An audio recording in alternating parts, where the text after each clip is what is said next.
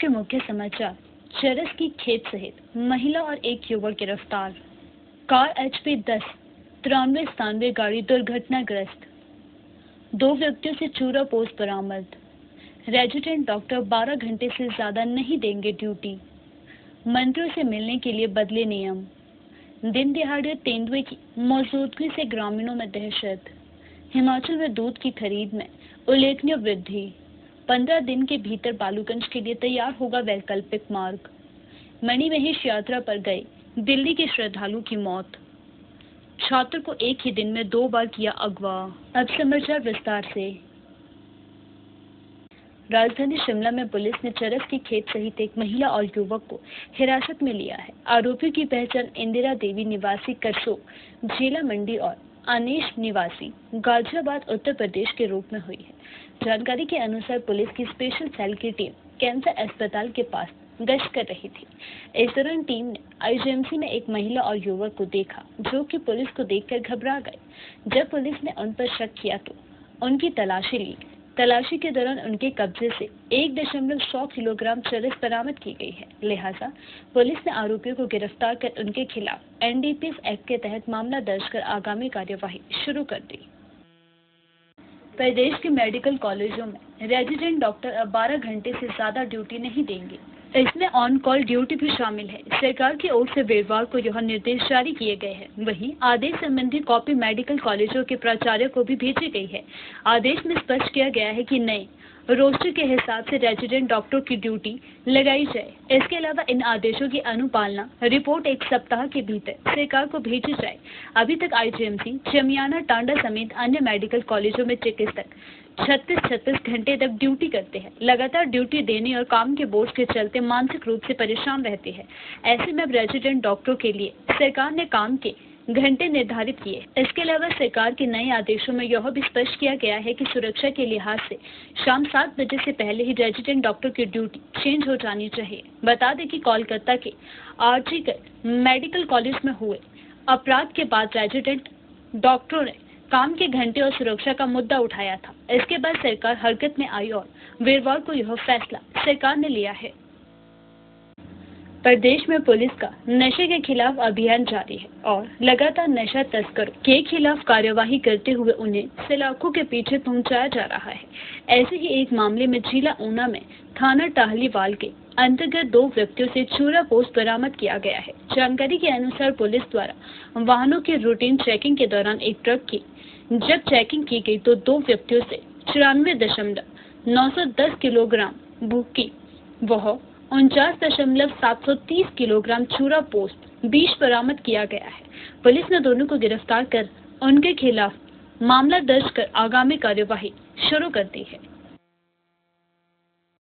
हिमाचल प्रदेश में मंत्रियों से मिलने के लिए नए नियम बन गए हैं। हिमाचल प्रदेश सचिवालय प्रशासन विभाग ने नई व्यवस्था करते हुए रिसेप्शन से फोन कर पहले प्रवेश के लिए मंजूरी लेना अनिवार्य कर दिया है। बता दें कि अब संबंधित मंत्री या CPS के कार्यालय से रिसेप्शन में ईमेल भेजकर प्रवेश के लिए मंजूरी दी जाएगी। इसके बाद रिसेप्शन के पास जारी होगा। कार्यालयों में भीड़ कम करने के लिए सुबह 10 से दोपहर 1 बजे तक के लिए यह नई व्यवस्था की गई है। दोपहर 2 बजे के बाद पहले की तरह ही पास बनेंगे। सचिवालय प्रशासन विभाग ने इस बात को लेकर निर्देश दिए हैं। बुधवार को कांग्रेस संगठन में जुड़े लोगों से मुख्यमंत्री मिलते हैं। शुक्रवार को आम जनता से मुलाकात के लिए दिन तय किया गया है। गौरतलब है कि सचिवालय में आमतौर पर बिना किसी काम से लोग आते रहते हैं। इस वजह से शाखाओं में जहां पर काम प्रभावित हो रहा है, वहीं मंत्री और CPS के कार्यालयों में अनावश्यक भीड़ जमा रहती है। ऐसे में सचिवालय प्रशासन विभाग ने नई व्यवस्था लागू कर दी है। जुब्बल क्षेत्र के अंटी भालू क्यारी घेरी प्रोजेक्ट सड़क पर एक स्विफ्ट कार HP 10 93 गाड़ी दुर्घटनाग्रस्त हुई है, जिसमें सुशील पुत्र साबू राम गांव व डाकघर झाल्टा तहसील जुब्बल उम्र 29 साल वह उनकी पत्नी ममता उम्र 27 वह उनकी 1.5 साल की बच्ची बताई जा रही है, जिसमें पति पत्नी का शव बरामद हो चुका है। वहीं बच्ची का अभी तक कुछ भी पता नहीं चल पाया है। भुंतर के हाथी थान इलाके में हरिहर अस्पताल के पीछे स्थित अनार के बगीचे में दिन दिहाड़े एक तेंदुआ देखा गया है। जिसे स्थानीय लोगों ने अपने कैमरों में भी कैद कर लिया है। इस तेंदुए का वीडियो सोशल मीडिया पे काफी वायरल हो रहा है। खबरों के अनुसार यह तेंदुआ पिछले कई दिनों से इस क्षेत्र में घूम रहा है। इसके द्वारा कई कुत्तों को अपना शिकार भी बनाया गया है। ग्रामीणों ने वन विभाग से अनुरोध किया है कि तेंदुए को जल्द से जल्द पकड़ा जाए ताकि लोगों की सुरक्षा सुनिश्चित की जा सके। लोगों का कहना है कि अंधेरे में घरों से बाहर निकलना काफी मुश्किल हो गया है। वन विभाग ने बताया कि तेंदुए को पकड़ने के लिए लार्जे से पिंजरा मंगवाया गया है।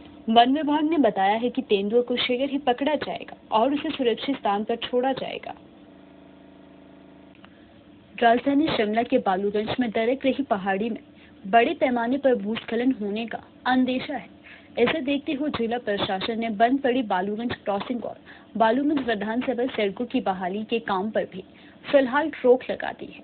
ऐसे में अगले कई दिनों तक लोगों को परेशानी झेलनी पड़ेगी। उपायुक्त अनुपम कश्यप ने बुधवार सुबह नगर निगम, जिला प्रशासन, पुलिस विभाग, लोक निर्माण विभाग के अधिकारियों की आपात बैठक बुलाई। इसमें भू वैज्ञानिकों से भी राय ली गई है। बैठक में फैसला लिया गया है कि क्रॉसिंग सड़क से अभी मलबा हटाने का काम शुरू नहीं किया जाएगा। यदि ऐसा किया जाता है तो पहाड़ी का एक और बड़ा हिस्सा दरक सकता है। लोक निर्माण एवं शहरी विकास मंत्री विक्रमादित्य सिंह ने वीरवार को एमएलए क्रॉसिंग के पास हुए भूस्खलन का निरीक्षण किया। उन्होंने कहा कि भूस्खलन से बालूगंज वाली सड़क मलबे में दब गई है। उन्होंने बताया कि अल्पावधि के लिए 15 दिनों के भीतर बालूगंज के लिए वैकल्पिक मार्ग तैयार किया जाएगा ताकि लोगों को आने जाने में सुविधा हो। इस सड़क के लिए विभागीय अधिकारियों द्वारा उचित डीपीआर तैयार की जा रही है। विक्रमादित्य सिंह ने कहा कि विधानसभा से चौड़ा मैदान बालूगंज सड़क को भी ठीक करने के लिए दीर्घकालिक दृष्टि से समाधान निकाला जाएगा। इस सड़क में जल निकासी की समस्या की बात भी सामने आई है। ऊना मेहतपुर रेलवे रोड पर एक स्कूली छात्र को 2 बार अगवा करने की अजीबोगरीब घटना सामने आई है।